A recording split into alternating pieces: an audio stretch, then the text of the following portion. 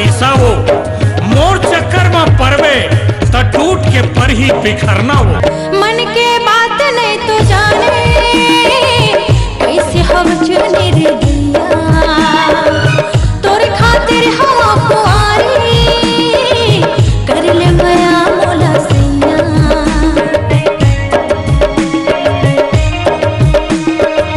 मन के बात नहीं तो जाने कैसे हम चुने रे दैया, तोरे खातिर हम कुआरी कर ले माया मोला सैया।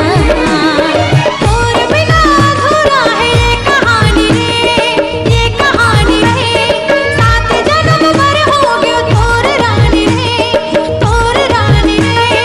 तोर बिना अधूरा है ये कहानी रे, ये कहानी रे, सात जन्म भर हो गयो तोर रानी रे, तोर रानी रे। सजना रे सजना रे सजना, पहिरा देना तूरी कंगना। हाँ सजना रे सजना रे सजना, पहिरा देना तूरी कंगना।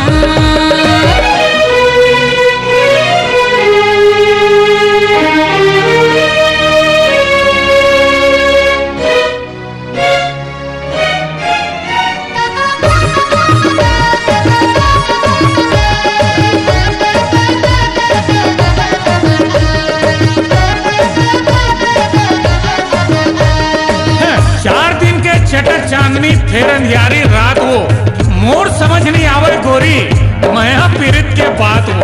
लगत प्रीत के पानी बिन पिए मर जाऊं, कैसे जुड़ा ही चोला प्यार अपन कब पाऊं।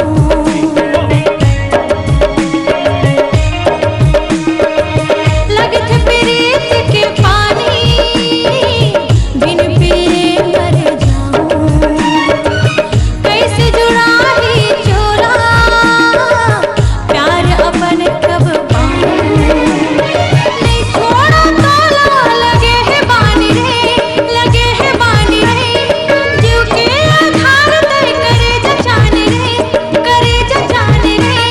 नहीं छोड़ा ताला लगे है बानी रे, लगे है बानी रे, जीव के आधार तय करे जचाने रे, करे जचाने रे। सजना रे सजना रे सजना, पहिरा देना चूड़ी कंगना। हाँ सजना रे सजना रे सजना, पहिरा देना चूड़ी कंगना। तोर माया के हो गयो मैं दीवानी रे, मैं दीवानी रे, लिख दियो तोर नाम में ये कहानी रे, ये कहानी रे। तोर माया के हो गयो मैं दीवानी रे, मैं दीवानी रे, लिख दियो तोर नाम में ये जवानी रे, ये जवानी रे। सजना रे सजना रे सजना, पहिरा देना चूड़ी कंगना। हाँ सजना रे सजना रे सजना, पहिरा देना चूड़ी कंगना।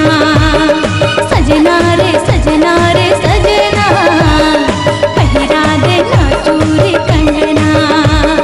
सजना रे सजना रे सजना।